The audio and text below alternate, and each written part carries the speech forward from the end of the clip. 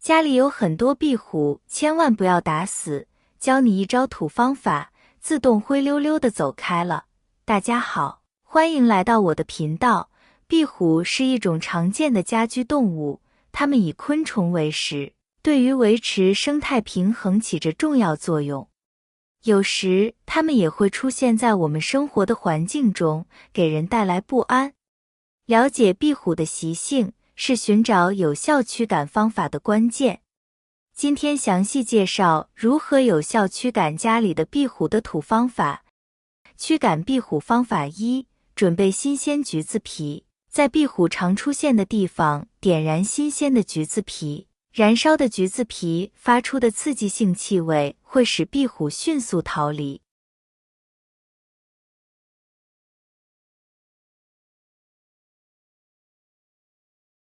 驱赶壁虎方法2：熏香有一种味道，壁虎对此味道不喜欢。这个原理和樟脑的味道是一样的，这种味道会干扰壁虎捕食昆虫，会让它的嗅觉出现错误的信息，同样有效果。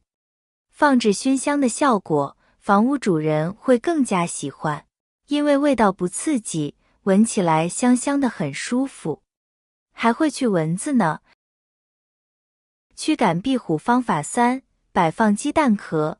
壁虎看到鸡蛋壳会联想到掠食者，所有可以在屋外的入口处或厨房等位置放上2个1分为2的蛋壳，壁虎一撞见蛋壳就会躲得远远的。亲爱的朋友们，视频已经看到这里了，如果您喜欢我的视频，请您用发财的小手给我点个赞吧。您的每一个点赞都是对我最大的支持与鼓励，谢谢大家了。驱赶壁虎方法4：摆放蒜瓣。壁虎害怕洋葱、大蒜、辣椒水等刺激性比较强的气味，在壁虎经常出没的地方放一些蒜瓣，或者撒一些辣椒水，这样壁虎闻到这些气味就自然会避而远之。壁虎称为守宫、四脚蛇等，是一种爬行动物，通常具有扁平的身体、长长尾巴和4个足。壁虎主要生活在墙壁、天花板、窗户等处，喜欢温暖、潮湿环境。大多数壁虎都有很好的攀爬能力，能够在垂直的表面上自由行动。壁虎出现的可能原因：壁虎在自然环境中常见，通常生活在树林、草地、沙漠等地方。当它们寻找食物或躲避危险时，可能会误闯入居民家中。壁虎可能被吸引到家中寻找食物或栖息地，可能出现在厨房、卫生间、储藏室等地方。气候变化可能会影响壁虎的生活习性。在炎热的夏季，壁虎可能会寻找阴凉的地方避暑，居民家中的空调设备可能成为它们的避暑胜地。有些动物是能给一个家里带来福气的，很多地方也都是这个样子的，所以呢，以正确的方式赶走就行了。生活中有6种小动物来到家里，有着某种特殊的意义，在人们的心里代表着不同的寓意和文化信仰。第一种是蝴蝶，许多文化中，蝴蝶也被视为吉祥植物，生命之象，飞入家中被看作是极为喜庆的。蝴蝶还是爱情象征，进入家中可能意味着家里有芳心，引得蝴蝶翩翩起舞，有吉祥的预兆，如升官、走桃花运的。还有些人认为蝴蝶是灵魂的象征，飞入家中可能是以故亲人化茧成蝶，回来见自己的亲人，因此给家人带来心理上的安慰与寄托。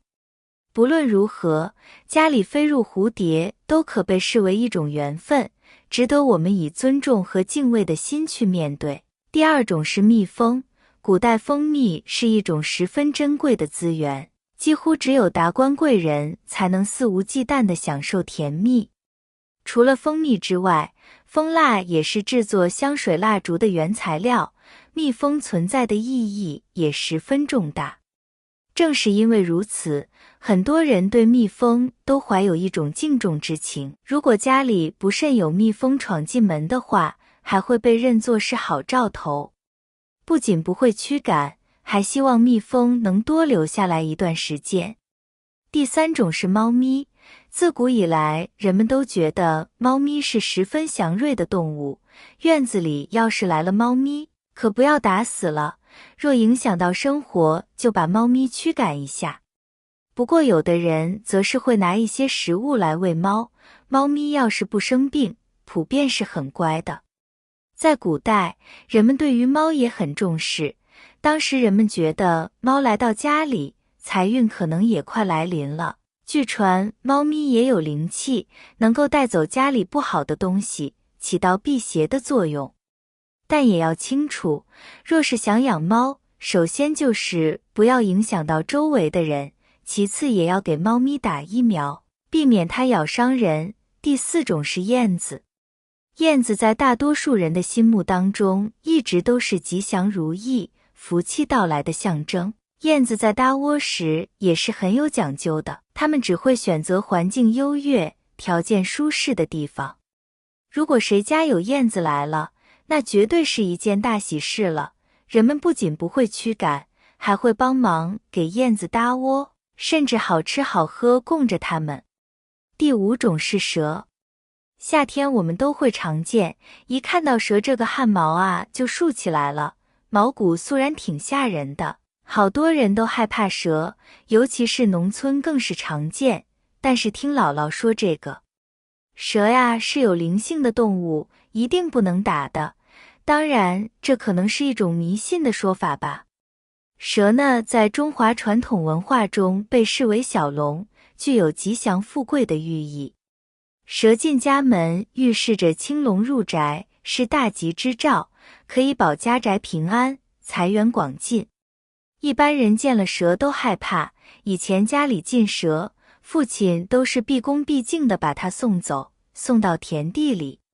生活中还有很多小动物对我们是有益的，我们要保护它们，与自然和谐相处。第六种就是壁虎。